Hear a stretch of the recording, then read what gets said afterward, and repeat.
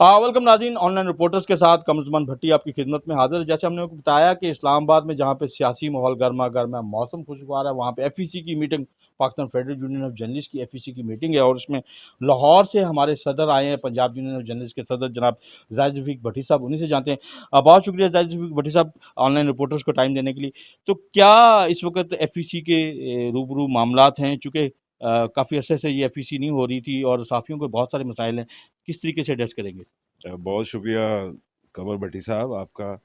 आप हमा वक्त सहाफ़ी हैं और कोई मौका हाथ से नहीं जाने देते।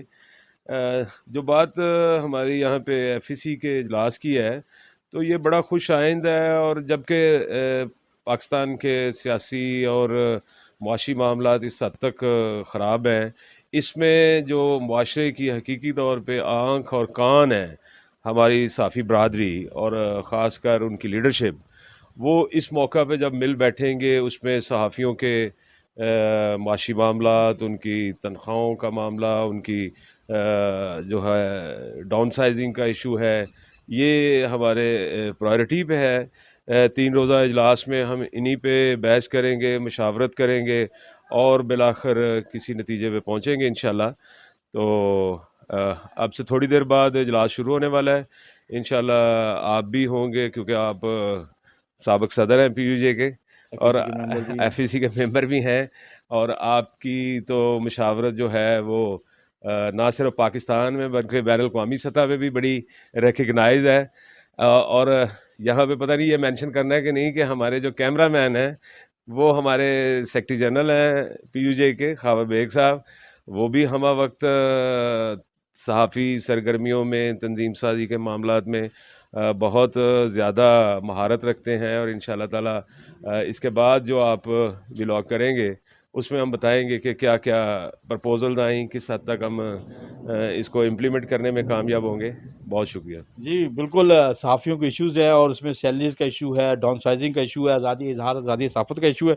चूँकि बात सदर साहब ने की है कि हमारे जो कैमरामैन हैं, इस वक़्त फ़राइज़ अंजाम दे रहे हैं जनाब ख़ावर बेग साहब।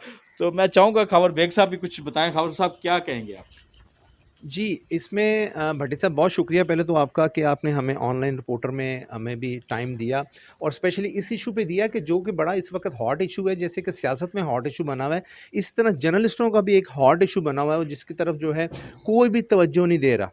बड़ी मुश्किल से जो है पंजाब यूनियन ऑफ जर्नलिस्ट की एफर्ट्स और पीएफयूजे की एफर्ट और दीगर यूजे की एफर्ट के साथ हमने आईटीएनए का चेयरमैन और आईटीएनए के हवाले से जो मामला थे उसको हमने जो है डिसॉल्व करवाया और अब उसमें केसेस चल भी रहे हैं और बाकायदा तौर पर लोगों के मसाइल भी हल हो रहे हैं। तो इस वक्त जो सूरत हाल है वो बहुत ही ज़्यादा गमगीर होती जा रही है, स्पेशली जो है जर्नलिस्ट के हवाले से, कि इस वक्त सूरत हाल ये है कि लोगों के जो है मुख्तलिफ इदारों में डाउन साइजिंग की जा रही है। मुख्तलिफ जो इदारे चल रहे हैं वहाँ पे ये बड़ी अजीब एक चीज़ है कि जो वहाँ पे लोग बैठे हुए हैं, जो उसके ऑर्गेनाइज़र हैं, जो उसके ऑनर हैं, वो तो पूरी तरह जो है अपना बेनिफिट ले रहे हैं और पूरी तरह अपना प्रॉफिट कमा रहे हैं और अच्छा खासा बिजनेस कर रहे हैं। लेकिन जब वर्कर की बात आती है, जब रिपोर्टर की बात आती है, जब टेक्निकल टीम की बात आती है, जब कैमरामैन की बात आती है, तो वो कहते हैं जनाब हमारे पास पैसे नहीं है।